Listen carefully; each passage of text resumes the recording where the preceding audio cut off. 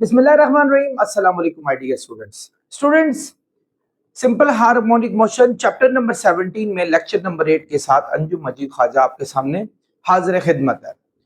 Students, अक्सर औकात आप लोगों ने मूवीज में या किसी भी शोज में एक चीज देखी होगी कि सिंगर जो है अपने वायलिन से या अपने फ्लूट से किसी ग्लास को जो है वो तोड़ने में कामयाब हो जाता है। यानी ग्लास सामने पड़ा है और वो फ्लूट के ऐसे नोट्स प्रोड्यूस करता है या वायलिन के ऐसे नोट्स प्रोड्यूस करता है कि वो खड़ा खड़ा जो ग्लास होता है वो एकदम वो टूट जाता है, बल्कि उसके परखचे उड़ जाते हैं। ऐसे लगता है जैसे उसके अंदर कोई ब्लास्ट हो गया हो। ऐसा कैसे मुमकिन है? क्या उसने कोई मैजिक किया? क्या कोई खास उसके पास एक ऐसा जादू था कि जिससे ये सारा मुमकिन हुआ? तो स्टूडेंट्स, आज हमारा टॉपिक है रेजोनेंस। आज आपको कुछ ऐसे इसरार रमूज से पर्दा उठाने की कोशिश करूंगा जो कि आपको फिजिक्स के हवाले से समझने में जो है वो बड़ी फिजिक्स के हवाले से जिसको समझना आपको बहुत इंपॉर्टेंट है। रेजोनेंस क्या चीज है? स्टूडेंट्स, हमने पिछला पूरा चैप्टर सिंपल हार्मोनिक मोशन के हवाले से पढ़ा। हमने ये पढ़ा कि अगर फर्ज करो हम किसी भी एक पेंडुलम को अगर हम यहां से डिस्टर्ब करके छोड़ देते हैं तो पेंडुलम अपनी नेचुरल फ्रीक्वेंसी से, जो कि इसकी फ्रीक्वेंसी का दारो मदार होता है 1/2 पाई G/L लेंथ पे होता है और G पर भी होता है। ऑब्वियसली अगर आप एक्सपेरिमेंट अर्थ पे कर रहे हो, किसी लैब में कर रहे हैं, तो G की वैल्यू आपकी कांस्टेंट ही उस जगह पर होगी। सो आपका ये पेंडुलम अपनी लेंथ के हिसाब से एक खास नेचुरल फ्रीक्वेंसी में हर वक्त चल रहा होता है। ठीक है, अगर फर्ज करें हम किसी भी ऑसिलेटर को हल्का सा हिलाएं और वो हिलना शुरू हो जाए और हम उसमें ड्राइविंग फ्रीक्वेंसी डालने की कोशिश करें, अपना यानी एनर्जी और इनपुट करें, आप देखेंगे जैसे जैसे आप उसको तेज करते हैं, उसमें फ्रीक्वेंसी में आप इजाफा करते हैं, तो उसका एम्पलीट्यूड में भी इजाफा होना शुरू हो जाता है और Aahista Aahista you gonna see के आप एक मैक्सिमम एम्पलीट्यूड जो है वो उसमें प्रोड्यूस करने में कामयाब हो जाते हैं। मैक्सिमम एम्पलीट्यूड प्रोड्यूस करने में कामयाब होता क्या है, जब आप एक ड्राइविंग फ्रीक्वेंसी उसमें ऐड करते हैं तो उसके अंदर मूवमेंट तो आ जाती है, लेकिन जैसे जैसे आप उसकी ड्राइविंग फ्रीक्वेंसी में इजाफा करते जाते हैं तो एक ऐसा पॉइंट आता है कि जो इसकी नेचुरल फ्रीक्वेंसी है, किसकी, किसी भी वाइब्रेटर की जिसको आप डिस्कस करें, और हर वाइब्रेटर कुछ खास जो है वो लिमिट्स पे जो है वो मुनसर होता है। जैसे हमारे पास पेंडुलम जो है वो लेंथ पे डिपेंडेंट है, इससे हर चीज किसी ना किसी चीज पे डिपेंडेंट होती है। सो जब आपकी ड्राइविंग फ्रीक्वेंसी एग्जैक्टली आपकी नेचुरल फ्रीक्वेंसी के साथ मैच कर जाए तो उस वक्त जो एम्पलीट्यूड उसका हासिल होता है that is gonna be enormous, वो बहुत बड़ा हासिल होने वाला है। इसी को रेजोनेंस कहते होते हैं। रेजोनेंस में आप नेचुरल फ्रीक्वेंसी और ड्राइविंग फ्रीक्वेंसी दोनों जब आपस में मैच कर जाती हैं, इक्वल हो जाती हैं, तो हासिल होने वाला एम्पलीट्यूड बहुत ही ग्रेटर होता है। तो स्टूडेंट्स, हम आते हैं इसकी प्रॉपर डेफिनेशन पे। डेफिनेशन क्या है? Resonance is the phenomena, resonance एक ऐसा फिनोमिना है in which the amplitude of vibration, जिसमें वाइब्रेशन का एम्पलीट्यूड किसी भी ऑसिलेटर का अटेन्स मैक्सिमम वैल्यू, जब वो मैक्सिमम वैल्यू अटेन कर लेता है when ड्राइविंग फ्रीक्वेंसी, जब ड्राइविंग फ्रीक्वेंसी यानी जो फ्रीक्वेंसी आपने उसके अंदर जो है वो डाली becomes equal to the natural frequency of the oscillator, जब वो natural frequency oscillator के equal हो जाती है। The natural frequency of the oscillator is called a resonance frequency, और जो उसकी natural frequency होती है वही actually resonance frequency होती है। So actually resonance में क्या होता है, आपका एम्पलीट्यूड किसी भी वाइब्रेटर का बहुत हाई हो जाता है। मैं आपको एक बड़ी एक अच्छी सी एग्जांपल के पास लेकर आता हूं। देखें, फर्ज करें ये मेरे पास एक पेंडुलम है, ये मेरे पास एक पेंडुलम है, ये मेरे पास एक पेंडुलम है, ये मेरे पास एक पेंडुलम है। You got so many pendulums. आपने देखा कि इसमें बहुत सारे पेंडुलम्स आपके पास थे, ये जिसमें आपने देखा कि हमारे पास, जिसमें आपने देखा कि ये नंबर 1 और नंबर 2 ये आपस में एक दूसरे के साथ साइज में इक्वल है। पेंडुलम की फ्रीक्वेंसी का दारो मदार लेंथ पे होता है। सो अगर इन दोनों की लेंथ सेम है ना स्टूडेंट्स, तो इन दोनों की फ्रीक्वेंसी भी सेम होगी। अगर इन दोनों की लेंथ सेम है, बल्कि ये 3 है, तीनों की लेंथ सेम है, सो इन तीनों की फ्रीक्वेंसी भी आपकी सेम होगी। सो इन दोनों की फ्रीक्वेंसी भी सेम होगी। इसी तरह स्प्रिंग में मास और कांस्टेंट के पे डिपेंड होती है फ्रीक्वेंसी। आप फार्मूले के हिसाब से देखिएगा, हर एक वाइब्रेटर अपनी कुछ खास जो है पैरामीटर्स होते हैं जिनके मुताबिक उसकी फ्रीक्वेंसी जो है वो डिपेंडेंट होती है। आई होप आप मेरी बातों को समझ रहे होंगे। अब अगर मैं ये काम करूं, मैं इसको वाइब्रेट कराऊं, यानी यूं जेड एक्सिस में यहां से छोड़ दूं, तो ये वाइब्रेटर यानी ये पेंडुलम क्या होगा हमारा, यूं मूव करना शुरू कर देगा। इसके मूव करते करते करते करते आप थोड़े देर बाद देखना शुरू होंगे कि इसके अंदर भी मूवमेंट आनी शुरू हो जाएगी। इसकी वाइब्रेशन से इसके वाइब्रेशन का क्या ताल्लुक हुआ? आई डिडंट डिस्टर्ब दिस, मैंने तो इसको डिस्टर्ब नहीं किया। एक्चुअली जब आपने इसके अंदर मूवमेंट प्रोड्यूस की तो इसकी एक नेचुरल फ्रीक्वेंसी थी जो कि इसकी लेंथ पे डिपेंड थी। अब इसकी वाइब्रेशन जो प्रोड्यूस हुई वो वाइब्रेशन यहां से होते होते सब में गई, क्योंकि सबकी फ्रीक्वेंसी इसके साथ तो मिल नहीं रही थी, यानी इसकी एक स्पेशल फ्रीक्वेंसी थी जो इसकी अपनी नेचुरल फ्रीक्वेंसी थी, इसकी फ्रीक्वेंसी सिर्फ इसके साथ मैच हो रही थी।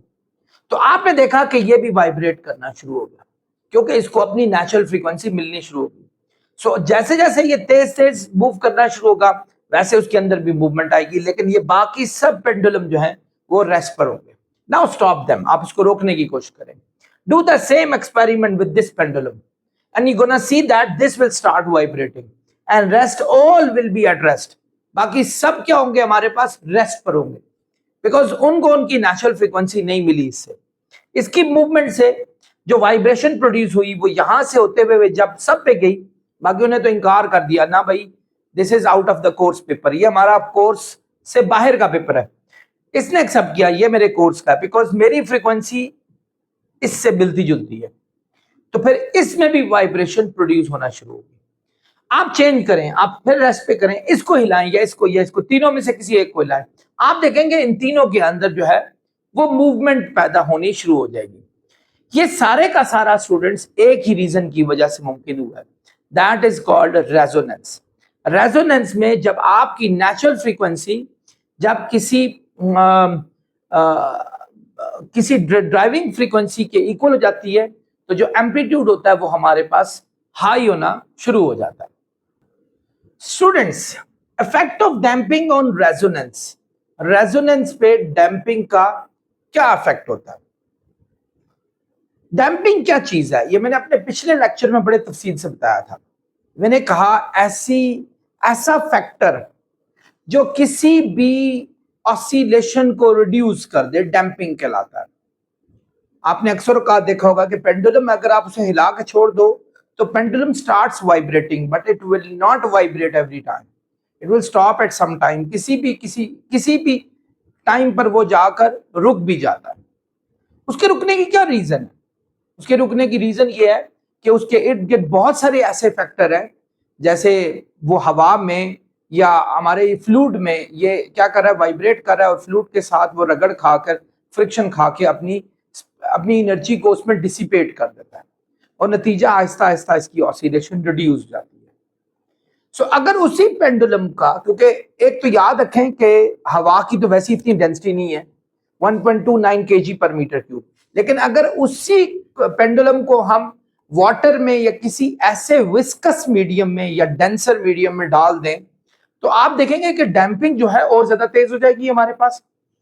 आप यही एक्सपेरिमेंट अगर पेंडुलम का वाटर में करेंगे, आई एम श्योर कि पेंडुलम जो है उसको ज्यादा रेजिस्टेंस ना सिर्फ मिलेगी बल्कि वो जल्दी रुक जाएगा। या इसी तरह स्प्रिंग को अगर आप हिला के एयर में और वाटर में या किसी और डैम्प जो जिसकी डैम्पिंग बहुत ज्यादा हो ऐसे इन्वायरमेंट में अगर रख दें तो उसकी जो है ऑसिलेशन उतनी रिड्यूस हो जाती है। सो जितना जितना आपका विस्कस मीडियम, डेंसर मीडियम होता है, आपके पास डैम्पिंग इफेक्ट्स बढ़ते हैं और वो क्या करते हैं, वो वाइब्रेशन को रोकते हैं। हमने रेजोनेंस में ये बात पढ़ी थी कि जब नेचुरल फ्रीक्वेंसी और ड्राइविंग फ्रीक्वेंसी दोनों बराबर हो जाएं तो मैक्सिमम एम्पलीट्यूड मिलता है, लेकिन वो तब मिलता है जब डैम्पिंग आपकी बहुत छोटी हो, तब तो आपको मैक्सिमम जो है वो एम्पलीट्यूड जो है ना वो हासिल होगा। ये देखें, ये एम्पलीट्यूड है, ये मैक्सिमम हासिल होगा। अगर डैम्पिंग बहुत कम हो, जैसे एयर वगैरह में कर रहे हैं या बहुत ही पतले एनवायरनमेंट में कर रहे हैं जो कि बिल्कुल लाइट एनवायरनमेंट है, बट जैसे जैसे एनवायरनमेंट आपका जो है वो विस्कस और डैम्पिंग इफेक्ट ज्यादा बढ़ने शुरू हो जाएंगे। जैसे आप देखें मीडियम डैम्पिंग, उसमें ऑसिलेशन वही वाली जो है यहां तक पहुंचती है, लेकिन अगर डैम्पिंग बहुत ही हाई हो तो फिर आपकी जो रेजोनेंस इफेक्ट है वो उसी हिसाब से कम हो जाता है, यानी एम्पलीट्यूड उतना ही डाउन हो जाता है। एम्पलीट्यूड देखें, इतना आया हमारे पास, यहाँ इतना आया, यहाँ एम्पलीट्यूड की खुद ही देख सकते हैं कि कितना कम हो गया और यकदम चढ़ के रुक गया। इसकी सबसे अच्छी एग्जांपल आपकी कार है। आप कार को जब किसी बम्पी राइड्स पे लेके जाते हैं तो जैसे ही वो किसी हम्प से जाके उसका टायर लगता है तो आपके गाड़ी के अंदर होते हैं शॉक एब्जॉर्बर्स। शॉक एब्जॉर्बर्स कुछ यूं होते हैं कि जैसे ये मार्कर देख लें कि इसके अंदर फ्लूइड भरा हुआ होता है और ये पिस्टन उसके अंदर होता है, ऐसे इसके ऊपर पूरी गाड़ी खड़ी होती है। जैसे ही ये जा रही है गाड़ी और इसको जंप फील हुआ थोड़ा सा, तो ये जो पिस्टन है ये उस ऑयल के अंदर डिप हो जाता है और ऑयल में विस्कोसिटी ज्यादा होती है, डैम्पिंग इफेक्ट बहुत ज्यादा होता है। वो क्या करता है, वो फौरन हॉल्ट कर देता है अप डाउन मोशन को, ताकि किसी किस्म की वाइब्रेशन नहीं होनी चाहिए। वरना आप अगर गाड़ियों पे जाएं, अच्छी अच्छी गाड़ियों पे, तो आप देखें कि जैसे आप किसी भी गाड़ी पे, अच्छी गाड़ी पे जा रहे हो तो हम्प्स और बम्प्स जो होते हैं उन फील भी नहीं होते, लेकिन ऑन द अदर हैंड आप किसी टोंगा राइड पे चले जाए तो अच्छे खासे आपको हम्प्स फील होते हैं, क्योंकि उनके शॉक एब्जॉर्बर्स इतने पावरफुल नहीं होते जो कि एनर्जी को डिसिपेट कर सकें किसी और चीज में। नतीजा, आपकी स्मॉल डैम्पिंग या मीडियम डैम्पिंग में एम्पलीट्यूड अच्छा खासा पैदा होता है। मुझे मुझे बल्कि याद है कि एक दौर था कि रावलपिंडी इस्लामाबाद में किसी खास मखसूस जगह पे जो है वो टोंगा राइड होती थी और हम बड़े एंजॉय करके उसमें जाने की कोशिश करते थे। लेकिन हम जब घर आते थे तो हमारी बॉडी जो है वो टायर्ड होती थी। हम छोटे छोटे तो होते थे लेकिन उसके बावजूद हम काफी टायर्ड होते थे। उसकी रीजन ये होती थी कि जब वो टोंगा राइड उस हम्प्स या बम्प्स में से गुजरती थी तो उसको अच्छी खासी वाइब्रेशन फील होती थी। वो वाइब्रेशन ऑब्वियसली हमें ही मुंतकिल होनी होती है। अब तो गाड़ियां बहुत अच्छी हो गई हैं अल्हम्दुलिल्लाह। आप अच्छी अच्छी गाड़ियां देखें, गाड़ियां जा रही होती हैं, उनमें ऐसे ऐसे ऑयल और लुब्रिकेशन यूज होती है कि वो क्या करती है, वो डैम्प करके रेजोनेंस इफेक्ट पैदा नहीं होने देती, तो नतीजा आपका वाइब्रेशन कम से कम हो जाती है। आई होप आप इस बात को अच्छे तरीके से समझ गए होंगे। स्टूडेंट्स, अब हम पढ़ते हैं एप्लीकेशन ऑफ रेजोनेंस। रेजोनेंस की क्या एप्लीकेशन है? जब नेचुरल फ्रीक्वेंसी आपकी ड्राइविंग फ्रीक्वेंसी के साथ मैच होती है, आपकी अच्छी खासी एनर्जी प्रोड्यूस होती है और एम्पलीट्यूड आपका बहुत हाई हो जाता है। ये एक फिनोमिना है जिसके जरिए हम इसकी कुछ एप्लीकेशन पढ़ेंगे। नंबर 1 है tuning of radio and electrical resonance. आप लोगों ने अक्सर औकात रेडियो देखा होगा मैच सुनने के लिए। आप क्या करते हैं, उसकी एक नॉब लगी हुई होती है रेडियो की, आप उस नॉब को घुमा रहे होते हैं और एक्चुअली उसके नॉब के घुमाने से उसके अंदर जो खास किस्म की फ्रीक्वेंसी है वो प्रोड्यूस करने की कोशिश कर रहे होते हैं। एग्जाम्पल, आमतौर पे रेडियो में दो किस्म के जो है वो सिस्टम चल रहे होते हैं। एक आपने कभी देखिएगा लाजमी, एक एफएम होता है और एक एएम होता है। आप लोगों ने ये पढ़ा होगा, देखा होगा जरूर।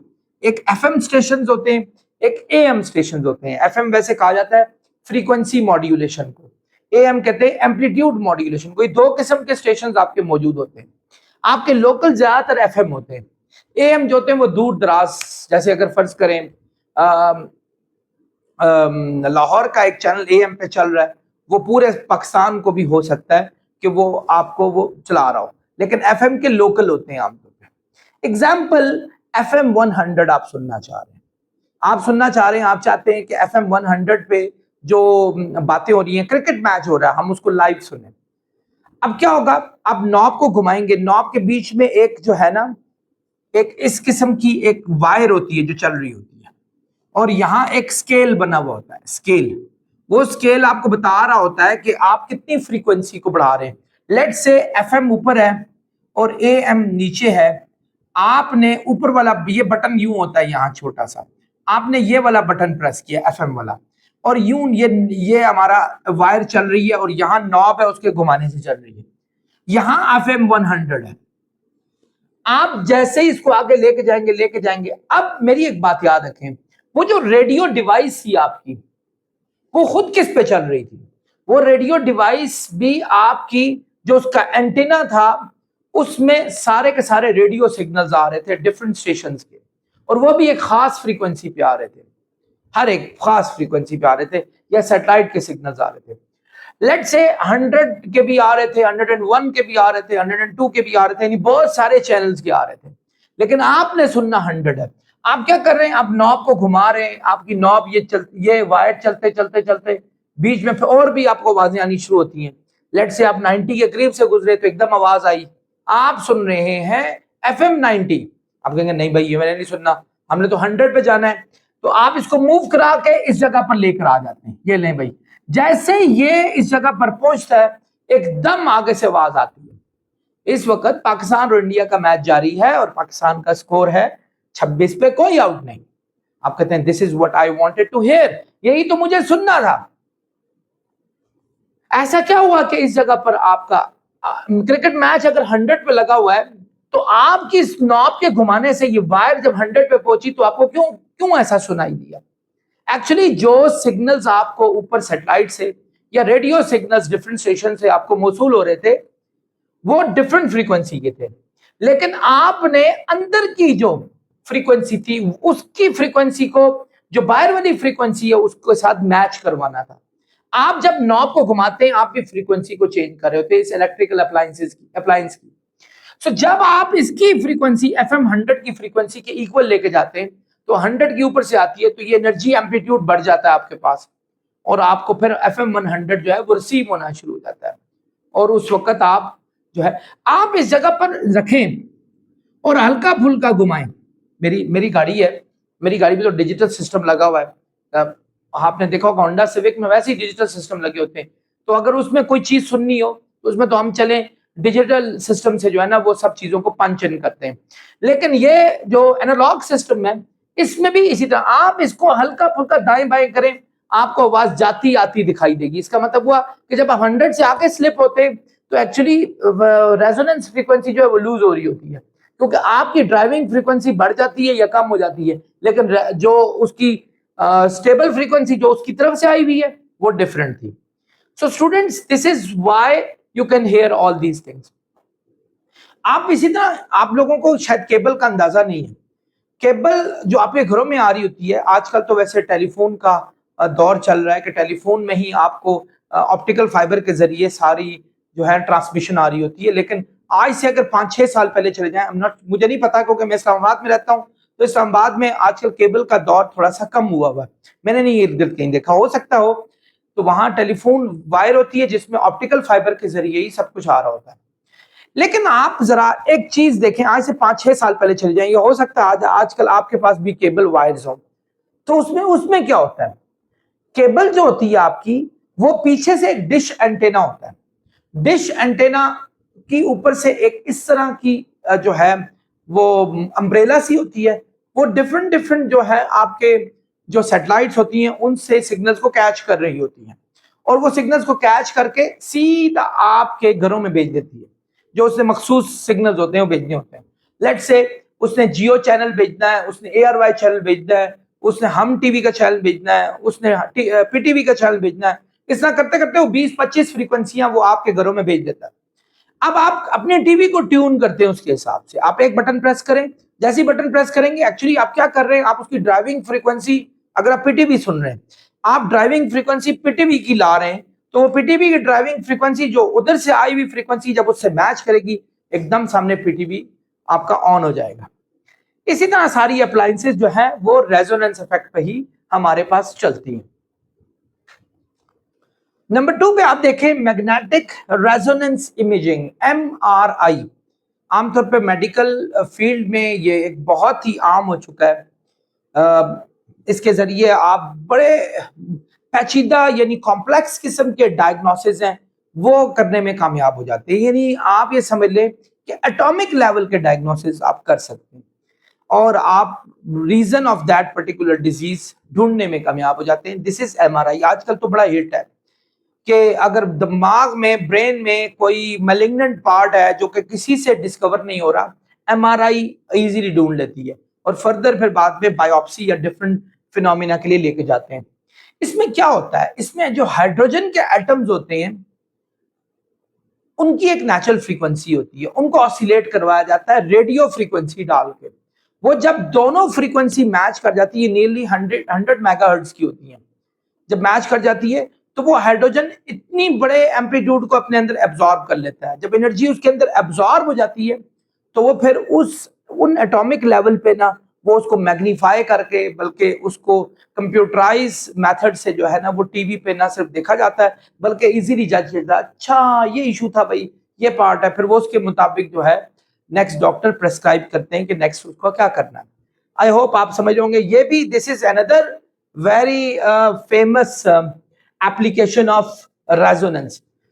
नंबर 3 है heating cooking in microwave ovens. Microwave ovens आप लोगों ने देखा है, खाना ठंडा है फ्रिज से निकाले, माइक्रोवेव में डालें, आराम से बगैर किसी परेशानी के, ना आपके चूल्हे की झंझट, ना किसी किस्म की परेशानी, ना आप उसको मतलब वो जो खाना है उसको उठाकर फ्राइंग पैन में डालकर उसको गर्म करें, फ्राइंग पैन भी गंदा हो जाए, फ्राइंग पैन को भी वॉश करना पड़े, बल्कि फ्राइंग पैन गर्म भी हो जाए। अब इतना इजी हो चुका है, सीधा सीधा माइक्रोवेव में डाला और आपने जो बर्तन निकाला, प्लास्टिक या व्हाटएवर, ये जो चीजें, वो प्लास्टिक गर्म नहीं होता। आपने देखा उसके अंदर जो मटेरियल है, कुकिंग मटेरियल है, वो गर्म हो जाता है। ऐसा कैसे मुमकिन है? एक्चुअली ये जो माइक्रोवेव ओवन इस हीट कुकिंग, वो जो आपका वो माइक्रोवेव ओवन है उसके अंदर जो हमारा माइक्रोवेव यूज की जाती है वेव्स, वो उनकी फ्रीक्वेंसी को एग्जैक्टली खाने पीने वाली जो चीजें हैं जिनमें वाटर मॉलिक्यूल्स होते हैं, याद रखें खाने पीने वाली सारी चीजों के अंदर वाटर मॉलिक्यूल्स होते हैं। आप छोटी से छोटी चीज से उठाकर बड़ी से बड़ी चीज भी देख लें तो उसकी फ्रीक्वेंसी को वाटर मॉलिक्यूल्स की फ्रीक्वेंसी के बराबर किया जाता है। तो नतीजा क्या है कि जब माइक्रोवेव उनके अंदर जाती है खाने के अंदर, तो जहां जहां जिनके अंदर वाटर मॉलिक्यूल्स होते हैं उनको वो ऑसिलेट करने में कामयाब हो जाती है और वो ऑसिलेशन बहुत ही इनॉर्मस किस्म की होती है और इतनी एनर्जी अब्जॉर्ब हो जाती है कि वो गर्म होना शुरू हो जाता है। लेकिन उसके बरक्स अगर आप उसका जो जिस प्लास्टिक बर्तन में आपने उसको रखा था उसको कुछ भी नहीं होता, क्योंकि प्लास्टिक के अंदर वाटर नहीं होता। तो ये रीजन है रेजोनेंस की। आप देखें रेजोनेंस की मदद से आपका बर्तन गर्म नहीं हुआ, लेकिन उसके अंदर जो खाना था वो इजीली गर्म हो गया। इसकी नंबर 4 पे है रेजोनेंस इन गिटार। आपने अक्सर औकात देखा होगा जो गिटार बजा रहे होते हैं वो जब उसके खास किस्म के नोट्स प्रोड्यूस कर रहे होते हैं तो उनकी आवाज काफी मैसिव होती है। वो ऐसे ऐसे नोट प्रोड्यूस करते हैं कि उनकी जो ड्राइविंग फ्रीक्वेंसी है वो, आपने देखा होगा कि वो लकड़ी का बॉक्स होता है जिसके अंदर वो वायर्स डली हुई होती है, वो लकड़ी का। तो जैसे जैसे आप उन नोट्स को प्लग करते हैं तो वो उनकी फ्रीक्वेंसी को मैच करवाते हैं किसके साथ, जो वो लकड़ी है, वो जो वुडन जो थी हमारे पास, उसके साथ मैच कराते हैं। तो नतीजा क्या होता है, दोनों की फ्रीक्वेंसी मैच करती हैं, आवाज जो बहुत बड़ी हो जाती है। अब आप देखें एक गिटार हल्की सी तार होती है लेकिन इतनी ज्यादा आवाज प्रोड्यूस कर रही होती है कि वो इर्द गिर्द काफी इलाके में सुनी जा सकती है। Dear students, resonance in bridge. Bridges को भी डिजाइन करते वक्त रेजोनेंस के इफेक्ट का बहुत ख्याल रखा जाता है कि किसी तरीके से जो ब्रिज की फ्रीक्वेंसी है वो किसी ड्राइविंग फ्रीक्वेंसी के इक्वल ना हो जाए। यानी गाड़ियां जा रही हैं तो ये ना हो कि गाड़ियों के वाइब्रेशन से, चलने फिरने से वो फ्रीक्वेंसी प्रोड्यूस हो जाए जो ब्रिज की नेचुरल फ्रीक्वेंसी है, और ऐसा करने से क्या होगा, ब्रिज कोलैप्स हो जाएगा। तो उनको भी डिजाइन करते हुए इन चीजों का बहुत ख्याल रखा जाता है। यूनाइटेड स्टेट में वाशिंगटन DC एक बड़ा मशहूर उनका वो है शहर है, उनका कैपिटल भी है। तो उधर एक ब्रिज होता था जिसका नाम था टकोमा ब्रिज। 1940 में स्ट्रॉन्ग वेव्स ऑफ एयर, और उसमें इन चीजों का ख्याल नहीं रखा गया था। तो वो ये इवन मेरे ख्याल में बनने के कुछ ही दिनों बाद, मैं आई मे बी रॉन्ग, ये 20-25 दिन भी हो सकते हैं, इनके अंदर अंदर ये ब्रिज कोलैप्स हो गया था। और उसकी रीजन यही थी कि रेजोनेंस इफेक्ट को का ख्याल नहीं रखा गया था।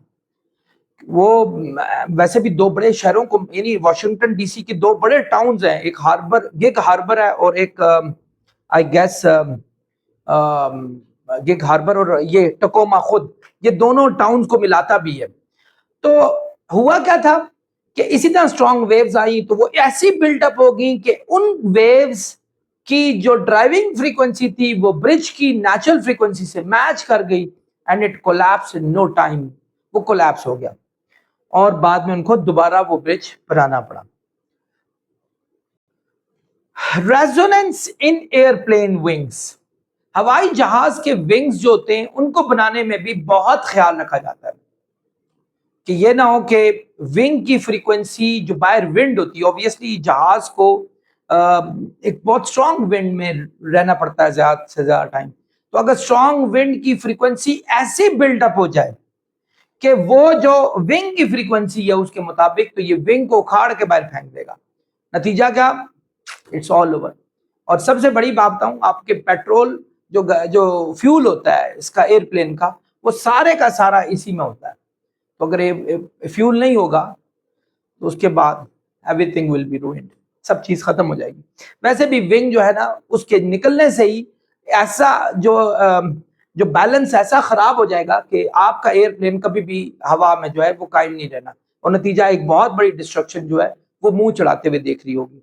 तो कहने का मतलब ये कि विंग्स को डिजाइन करते हुए भी इन तमाम चीजों का बहुत ख्याल रखा जाता है। डियर स्टूडेंट्स, अब हम पढ़ते हैं applications of resonance and standing waves, कि ये स्टैंडिंग वेव्स जिनको आपने पिछले साल पढ़ा था, स्टेशनरी वेव्स को कहा जाता है। तो हाँ, रेजोनेंस का और स्टेशनरी यानी स्टैंडिंग वेव्स के एप्लीकेशंस क्या हैं? हमारे पास बहुत सारे ऐसे फिनोमिना है जिसमें रेजोनेंस जब जनरेट होती है हम उसको स्टैंडिंग वेव्स में भी यूज कर सकते हैं।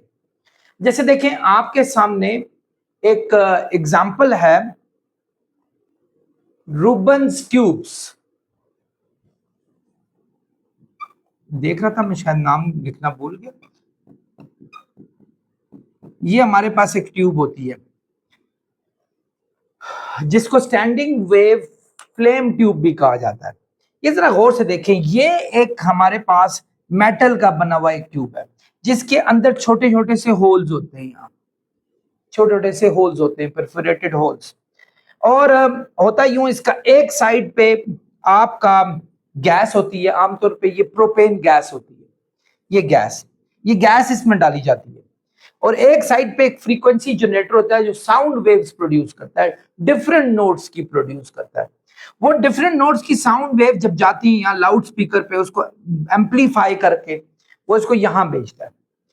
अब इन दोनों के आपस में इंटरेक्शन से, ये कौन सा है हमारे पास, ये प्रोपेन गैस जो इसके अंदर जा रही है वो, और ये वाली जो आवाज जा रही है इसके नोट्स, इनके आपस में इंटरेक्शन से जहां जहां स्टैंडिंग वेव पैदा होती हैं वो परफोरेटेड होल से बाहर शोले की मानंद बाहर आ रही होती हैं, और वो आपको दिख रही होती हैं। ये एक साइंटिस्ट थे, उनका आई गेस उनका नाम रूबन्स ही था। उन्होंने ये जो है ये निकाली थी, गालबन हेनरिच रूबन्स नाम है, ये उन्होंने निकाला था ये। तो ये उन्होंने क्यों निकाला था? इसके जरिए हम साउंड के जितने भी नोट्स हैं उनके एम्पलीट्यूड को, उनकी वेव लेंथ्स को इजीली स्टडी कर सकते हैं। इवन जो म्यूजिशियन होते हैं, उनकी जो बड़े बड़े कोर्सेज होते हैं, उनकी क्लास में फ्रीक्वेंसी जनरेटर के जरिए जो डिफरेंट किस्म की आवाजें प्रोड्यूस होती हैं उनके नोट्स उनको दिखाए जाते हैं, और उस हिसाब से उनको बताया जाता है कि किस तरीके से उन्हें जो है ना इंस्ट्रूमेंट का यूज करना है। तो ये एक बहुत ही अहम डिवाइस है, और ये आपके सामने रेजोनेंस और स्टैंडिंग वेव का एक मुंह बोलता सबूत है। आई होप आप समझ गए होंगे। एकाउस्टिक लेविटेशन एक और आपका एप्लीकेशन है रेजोनेंस और स्टैंडिंग वेव्स का। इसमें करते ये होते हैं, इसमें किसी भी मैटर को हवा में या एयर में जो है सस्पेंड किया जाता है एक खास किस्म के साउंड इंटेंसिटी से। साउंड की एक खास इंटेंसिटी होती है, वो खास किस्म के नोट्स पैदा करती है और ये इंटेंसिटी काफी स्ट्रांग होती है। ठीक है, वो क्या करती है, वो ऐसा वो सिस्टम क्रिएट करती है कि आपका जो ऑब्जेक्ट है वो किसी हवा में मुअल्लक हो जाता है और उस तरीके से, यानी वो आमतौर पे आपको पता है कि चीजें ग्रेविटी की वजह से कहाँ जमीन की तरफ जाती हैं, ये ग्रेविटी के मुखालिफ समत में जो है ये फोर्स लगाकर ऑब्जेक्ट को ऊपर मुअल्लक करता है। तो इससे हम साउंड की बहुत सारी चीजों को ना सिर्फ लर्न करते हैं बल्कि उनके जो एम्पलीट्यूड होता है उसको भी स्टडी करने में कामयाब हो जाते हैं। स्टूडेंट्स, नेक्स्ट है चलाडनी प्लेट्स। ये एक खास किस्म की प्लेट्स होती हैं, स्क्वायर फॉर्म में भी हो सकती हैं और ये राउंड भी हो सकती हैं, गोल भी हो सकती हैं। ये बड़े स्ट्रॉन्ग बेस के साथ मुअल्लक होती हैं, यानी एक प्लेट होती है यूं करके और इसको एक स्टैंड के साथ यानी एक स्ट्रॉन्ग बेस के साथ बांधा गया होता यूं है कि इसको एक खास किस्म की वाइब्रेशन प्रोड्यूस की जाती है, स्टैंडिंग वेव्स पैदा करने की कोशिश की जाती है। आप लोगों ने पिछले साल पढ़ा था स्टैंडिंग वेव्स जब पैदा होती हैं तो वो उसके अंदर टू पार्ट्स होते हैं, एक होता है हमारे पास नोड, एक होता है एंटी नोड। ये ऊपर वाला पार्ट होता है एंटी नोड और ये वाला पार्ट होता है नोड। एंटी नोड और नोड, एंटी नोड जहां आपका डिस्प्लेसमेंट मैक्सिमम हो, नोड जहां डिस्प्लेसमेंट आपका मिनिमम हो। ये बहुत सारे नोड और एंटी नोड्स प्रोड्यूस करता है। फिर आप क्या करते हैं, आप इसके अंदर सैंड डाल देते हैं, रेत जैसे ही डालते जहां जहां नोड होगा वहां वहां रेत इकट्ठी हो जाती है, सैंड इकट्ठी हो जाती है। और जहां जहां रेत नहीं होगी यानी एंटी नोड्स बने हुए होंगे वहां रेत नहीं होगी, वहां से वो अवे जाएगी, दूसरी साइड पे जाना शुरू हो जाएगी और बड़े खूबसूरत पैटर्न जो है वो क्रिएट कर सकते हैं। और इससे हम वेव की जो स्टैंडिंग वेव की प्रॉपर्टी है उसको भी बहुत अच्छे तरीके से डिस्कस कर सकते हैं, उसके एम्पलीट्यूड को, उसके डिस्प्लेसमेंट को और बहुत सारी चीजों को हम स्टडी कर सकते हैं। आई होप स्टूडेंट्स आप लोगों ने ये सारा लेक्चर अच्छे तरीके से ना सिर्फ समझा होगा बल्कि आप रेजोनेंस के बहुत सारे इसरार रमूज को समझने में भी कामयाब होंगे। अपना बहुत ख्याल रखें, नेक्स्ट लेक्चर तक आपसे इजाजत चाहूंगा। अल्लाह हाफिज।